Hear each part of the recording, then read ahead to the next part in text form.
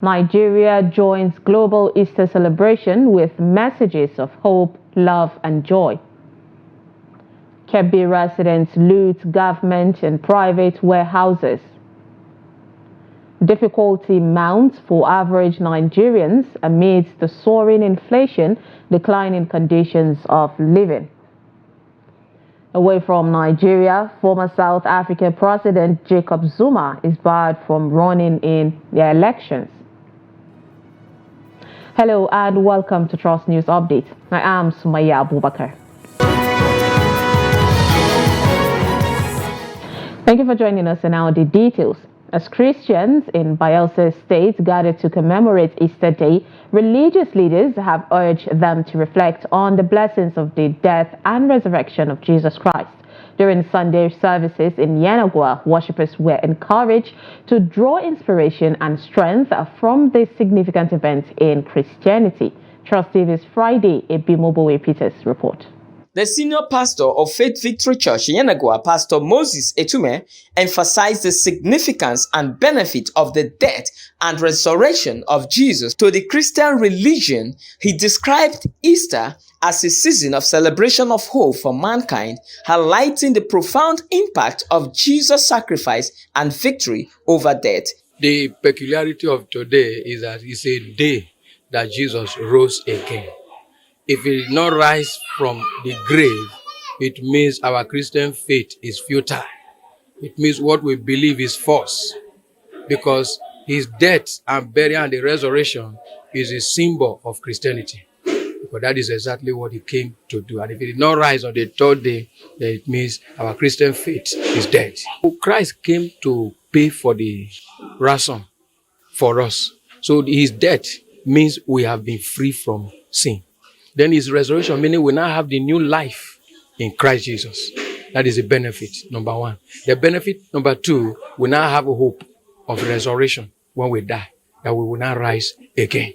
So in this season, we have to reflect on his word, so that he will be able to use his word to encourage us to strengthen our relationship again, because many things are dragging Christians away from Jesus. Pastor Desmond Egbo and evangelist Izibeki and Jollyman encourage all Christians to celebrate the Easter season by reflecting on the significance of Christ's death and resurrection. They urge believers to embrace a resurrected life empowered by victory over death and sin that Christ has granted them. Christ is the true God. That is, no matter what we pass through, we should put him first. That every word that you have said to us, it has come to pass. Remaining one, which is his coming. He said that he's going to die on the cross of Calvary. It came to pass. He said he's going to rise again the third day. It came to pass. So that one that he said that is coming back, definitely is coming. So I want to advise the Christian that we should focusing on him, look more on him, walk with him, believe him, so that at the end when he comes, he will not find us wanting. I'm very happy knowing that my God is alive. There are some gods that are dead. There are some deities people have worshipped. There are some human people have worshipped. There are some that have come that they are Christ, that they have died, and they are not alive. We did not have any evidence of them resurrecting. I'm happy today because this same our Jesus, our Lord, our Christ is alive. Easter is a season in the Christian religion calendar that focuses on the reflection of the person, death, and resurrection of Jesus Christ, the Messiah and the Savior to mankind. From Yenagoa, Friday Ebimobowe Peter. Trust TV News, Yenagoa. In the same vein, clerics have urged political leaders to emulate the virtues of Jesus Christ during Easter season, emphasizing commitment, sacrifice, and direction in governance. They stress the importance of using the lessons of Easter in day-to-day leadership to bring about positive change and democracy dividends. The clerics call on the government to address the suffering of Nigerians as basic commodities become increasingly unaffordable for the common people. Hell has gone off beyond the reach of an afraid Nigerian, but they are sharing the proceeds of the fuel subsidy. They are sharing the proceeds, so they are not sacrificing at all for the society. They are not sacrificing at all. The masses they promised to protect, they are now battered. injured than truly. Unfortunately, we used to have the upper class, the middle class, and the lower class. Interestingly, they have wiped off the middle class. It is either you are rich or you are poor, which is unfortunate. So the lesson of Easter is about sacrifice, but our politicians are sacrificing nothing. We want democracy, dividend of democracy from them. Good road, electricity, installation of electricity in this country, and curb the menace of Boko Haram and IPOP and things like that. That we have good security in this country. If those things are done, we will have flamboyant economy in this country. Some residents of Kebbi State on Saturday night invade a government warehouse at Bayankara area of Birnin Kebbi, the state capital, and carted away food items. The hoodlums, who defied security operatives stationed at their warehouse, also broke into some private warehouses and shops in the area and stole food items. They also looted a broken-down truck loaded with assorted grains meant for distribution in Birnin Kebbi. This is amidst the cost of living crisis largely believed to have been caused by the petrol subsidy removal and the floating of the naira. The chairman of the Food Vendors Association at Bayankara Market in Birnin Kebbi, Muhammad Gwadongwaji, said some shops and warehouses of traders were also set on fire by some youths. The State Police Command is yet to speak on the incident. Attacks on warehouses had occurred at the Federal Capital Territory, Abuja, and Suleja in Niger State. The federal government is proposing the sale of 3 presidential jets in its air. This is part of the cost-saving measures being adopted by the Tinubu administration. Official from the presidency said there are 10 aircraft in the fleet, 6 jets and 4 helicopters will be cut to 7 if the planned action sails through. During the administration of President Muhammadu Buhari, the plan to sell 2 planes in the fleet did not materialize.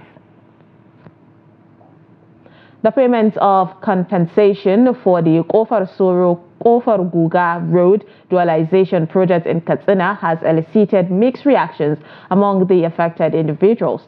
While some are praising the government for the prompt payment of compensation, others are expressing dissatisfaction, claiming that they have received inadequate compensation. Abdullahi Ismail Yamadi has been following up the story and tells us more. The dualization of the Kofar-Guga Road is expected to alleviate traffic congestion and enhance the economic development of the capital city. However, despite these anticipated benefits, challenges have emerged, particularly concerning the compensation process for affected residents. Complaints about irregularities in compensation payments have led to tensions among the affected individuals, highlighting the need for transparent and fair procedures to address these grievances. I think we are more than 200 here, temporary sites or temporary shops here. And none of us is considered. And we have to be considered at least because the previous administration has considered us and it has even given us the yellow card. You can see it here with me. Everything has been taken, the measurement and the compensation. We were hoping that we are going to be paid. But when this administration comes, none of us is considered. They have said that the issue of temporary ones has been dissolved. And we are pleading for the government to please consider the temporary ones, because many of us are here running their own businesses, and if they are taken away from here, we don't know where to go. In addition to the challenges with compensation payments, some individuals have raised concerns about their exclusion from the list of the beneficiaries. They allege that their omission is a deliberate attempt to undermine Governor Radda's administration and endanger their livelihoods. Zahraddin Ibrahim and his 6 brothers, whose properties were affected by the dualization project and were previously assessed for compensation, discovered that their names were inexplicably absent from the beneficiary list. This situation underscores the need for thorough and transparent processes to ensure that all affected individuals receive fair compensation and avoid perceptions of bias or sabotage. While we appreciate the dualization of these roads, it's crucial to ensure fairness in compensation payments. I believe Governor Radda may not be aware of these issues, and I want to assure you that we will utilize all legal avenues to oppose any perceived injustice in the compensation process.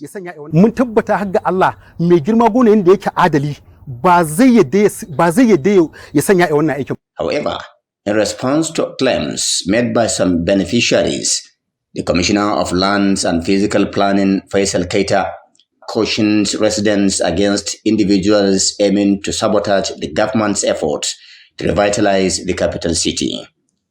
So if you have any grievances, it's better for you to approach it the right way. There is a laid down procedure, write an application, submit to the ministry. The ministry has a committee that address issues of grievances. They will look into your case. If you have a case, of course, we will pursue it. All what we're after is to be fair and just to people.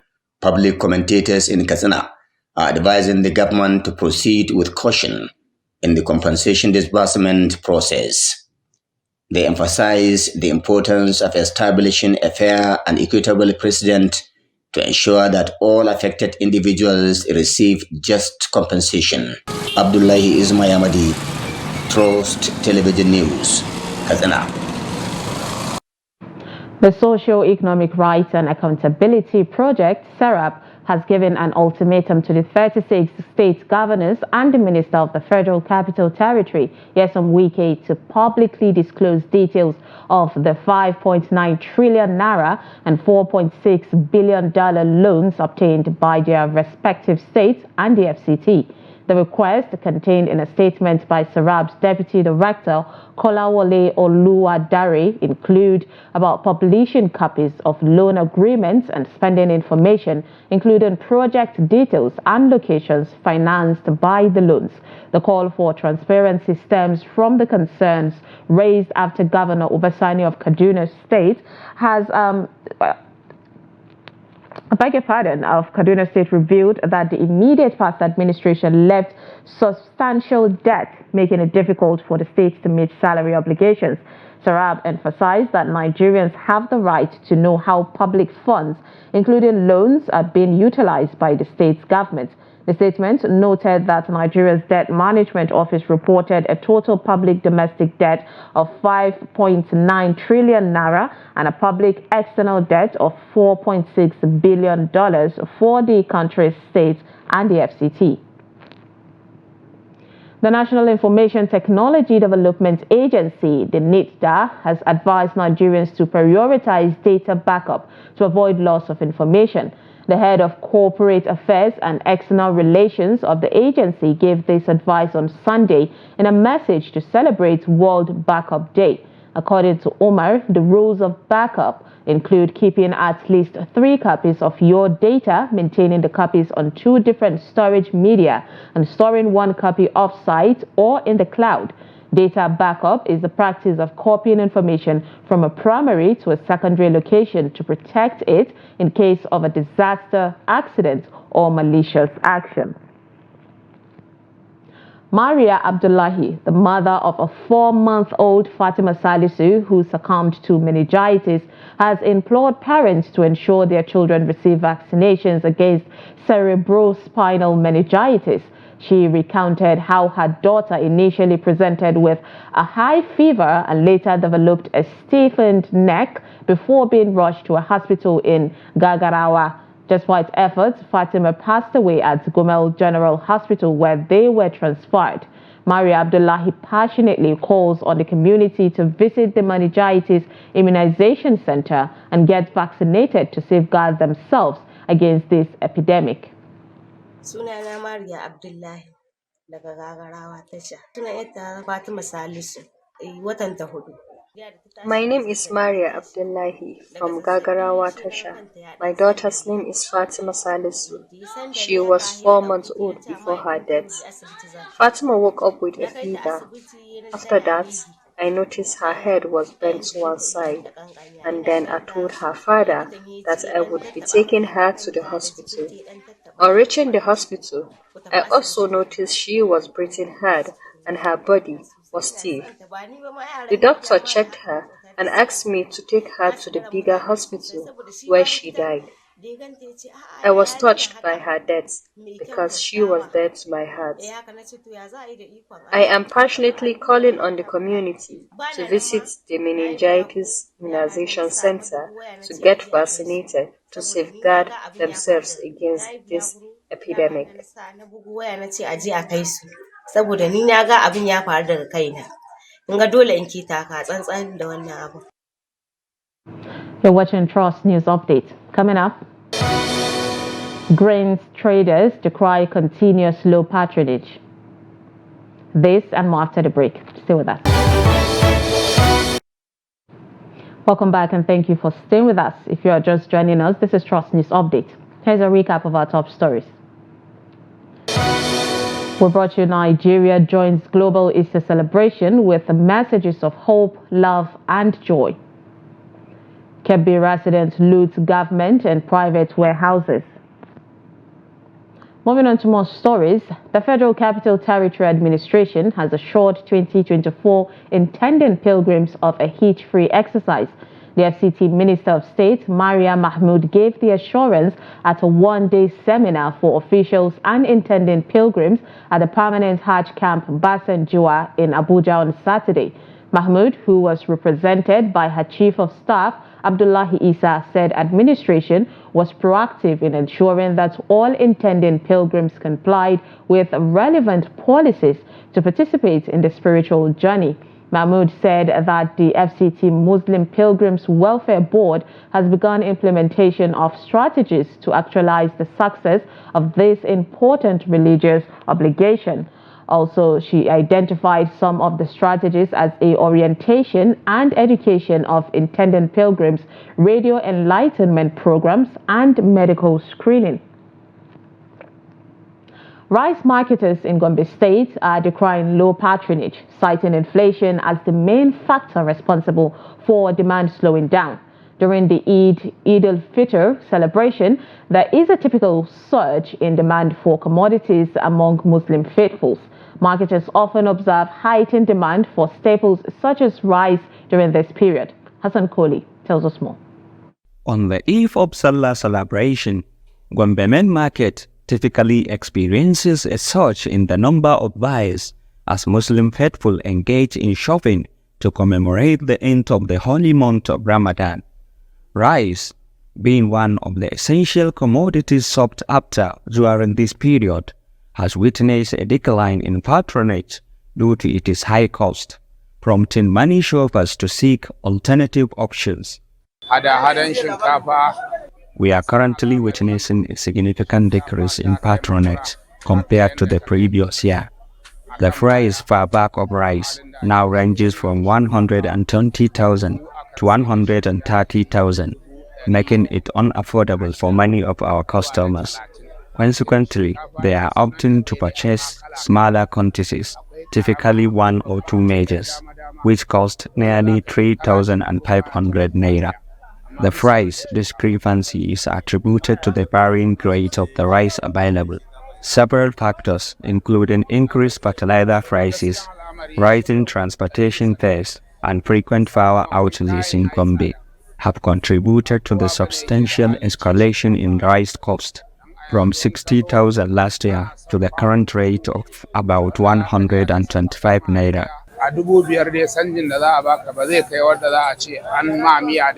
According to rice sales, the reduction in rice processing due to the recent power outage in Gombe is pushing the price of the commodity upwards. The rice available in our market is locally cultivated, and a recent power outage in Gombe has led to a shortage of this commodity.